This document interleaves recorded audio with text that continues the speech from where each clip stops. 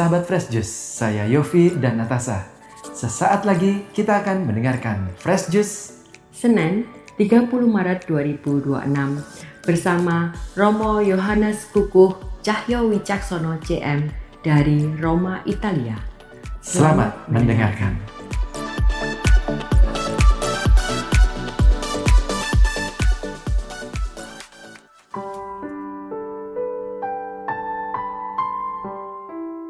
Sahabat Fresh yang terkasih dalam Tuhan Yesus Kristus, berjumpa kembali dengan saya, Romo Yohanes Kukuh Cahyo Wicaksono CM dari Roma.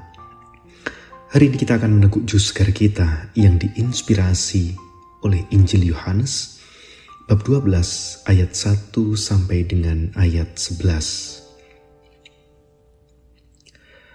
6 hari sebelum Paskah, Yesus datang ke Betania, tempat tinggal Lazarus yang ia bangkitkan dari antara orang mati. Di situ diadakan perjamuan untuk dia. Marta melayani, dan salah seorang yang turut makan dengan Yesus adalah Lazarus. Maka Maria mengambil setengah kati minyak narwastu murni yang mahal harganya, lalu meminyaki kaki Yesus dan menyekanya dengan rambutnya. Dan bau minyak semerbak memenuhi seluruh rumah.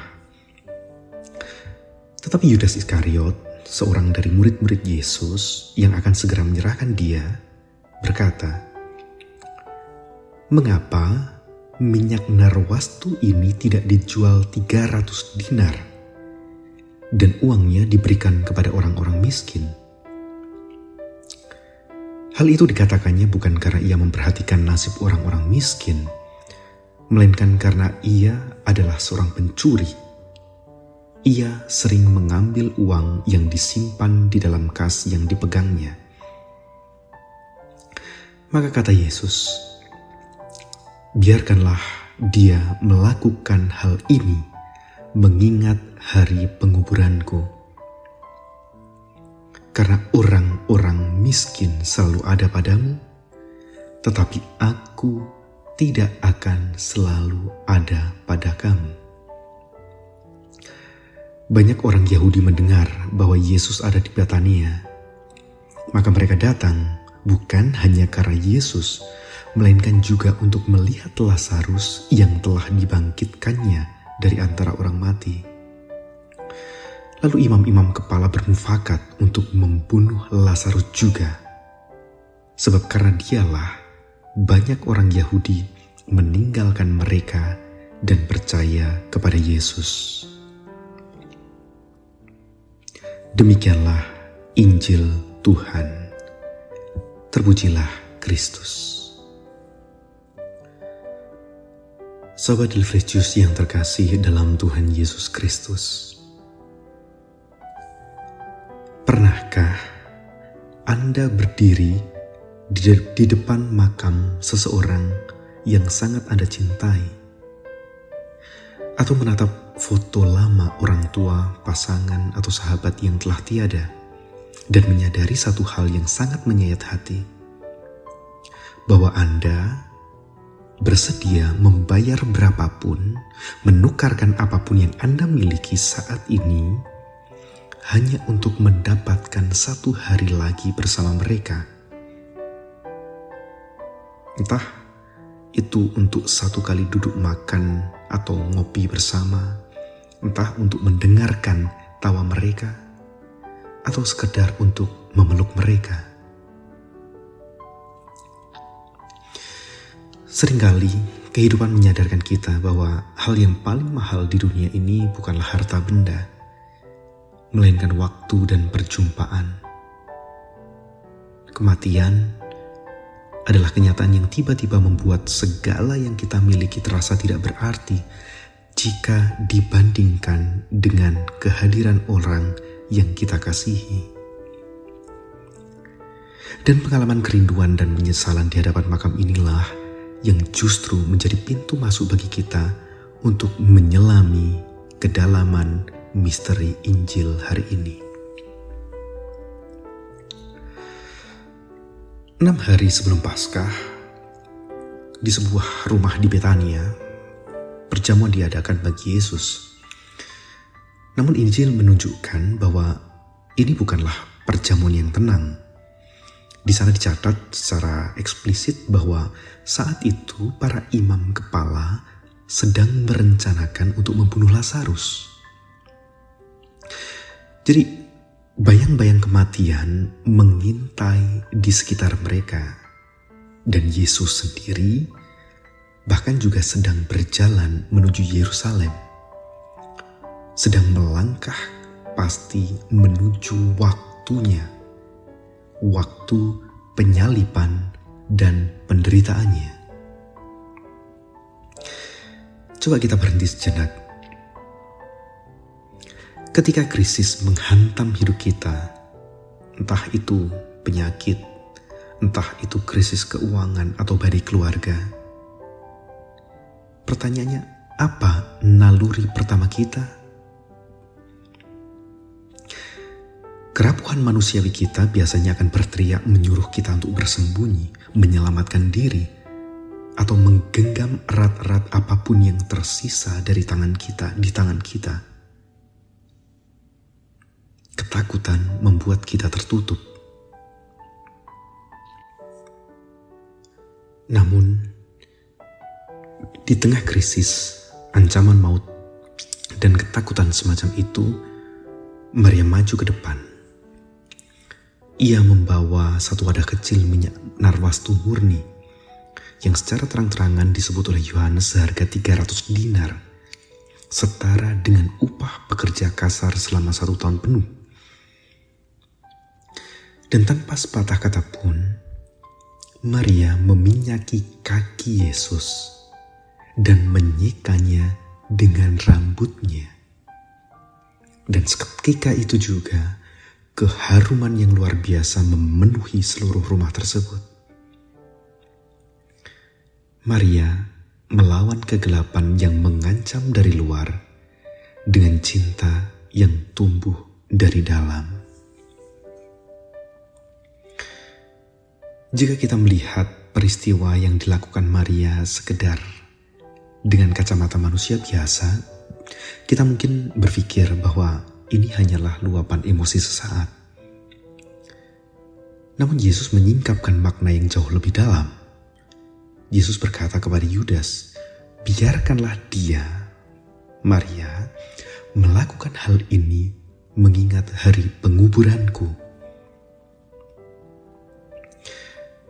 Sahabat Delivery yang terkasih, kerapuhan terbesar kita sebagai manusia adalah ketidakmampuan kita menghadapi dan menghentikan kematian. Berapa kali kita berdiri dalam penyesalan yang membisikkan, andai saja aku lebih memperhatikannya sebelum ia sakit. Andai saja aku meminta maaf sebelum ia pergi. Pengalaman kita yang seringkali baru menangis dan menyesal di depan makam orang yang kita cintai, itu sesuatu yang sudah diantisipasi oleh Maria. Ia tidak menunggu sampai Yesus menjadi jenazah yang dingin di dalam kubur untuk memberikan penghormatan.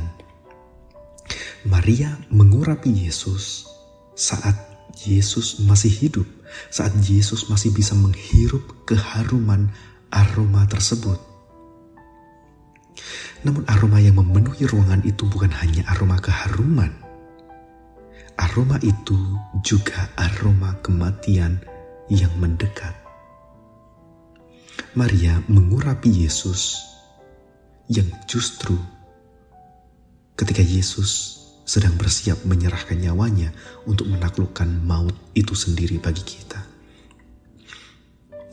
Dan persis di saat itulah Yudas Iskariot memecah momen yang syarat makna tersebut. Ia mengkritik mengapa uang itu tidak diberikan kepada orang miskin. Di permukaan, ucapan Yudas terdengar sangat rasional dan bermoral. Namun Yohanes segera membongkar kenyataan yang sesungguhnya. Yudas mengatakan itu karena ia seorang pencuri. Jadi apa yang ditampilkan oleh Yudas itu lebih dalam dari sekedar kemunafikan. Yudas menampilkan ketertutupan hati sepenuhnya terhadap pewahyuan Kristus. Yudas buta terhadap salib. Ia tidak bisa melihat bahwa Raja semesta alam sedang bersiap memberikan nyawanya. Yudas malah sibuk dengan hitung-hitungan untung ruginya. Mari kita jujur pada diri kita. Seberapa sering suara Yudas hadir di dalam batin kita?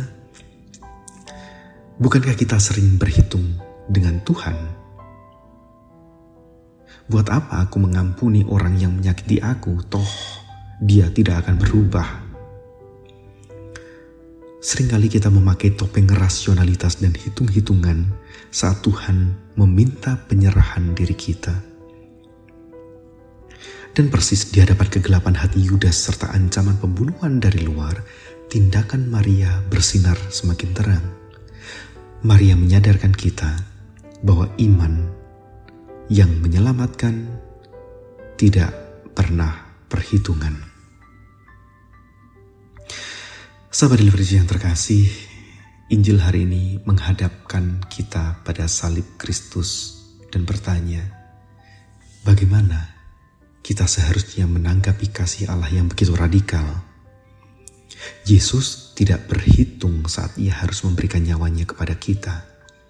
Ia mencurahkan seluruh darahnya, sesuatu yang nilainya tak terhingga, hanya karena kita begitu berharga di matanya. Dan melalui kebangkitannya, ia telah menaklukkan kematian yang seringkali membuat kita berdiri penuh penyesalan di depan makam. Lantas bagaimanakah dengan kita? Apa yang bisa kita lakukan? Sahabat Deliverance yang terkasih, hari ini mari kita kembali ke kehidupan kita dengan sebuah cara pandang yang baru. Injil hari ini mengajarkan bahwa dari cinta yang kita terima dari Kristus yang mencurahkan segalanya di kayu salib, kita belajar untuk tidak lagi menunda cinta di dalam hidup kita. Cinta sejati tidak pernah hitung-hitungan, dan jangan menunda untuk menunjukkan penghormatan dan memberikan waktu kepada keluarga dan orang-orang yang berharga di mata kalian selagi mereka masih ada. Ini bukan hanya tanda cinta, ini adalah buah nyata dari iman kita kepada Tuhan. Sebab cinta yang menyelamatkan tidak pernah mengalir lewat tetesan yang penuh perhitungan, melainkan lewat curahan yang memberikan segalanya. Berkat Tuhan menyertai kita semua. Amin. Sahabat Fresh Juice, kita baru saja mendengarkan Fresh Juice. Senin 30 Maret 2026. Terima kasih kepada Romo Yohan untuk renungannya hari ini. Sampai berjumpa kembali dalam Fresh Juice edisi selanjutnya. Salam Fresh Juice.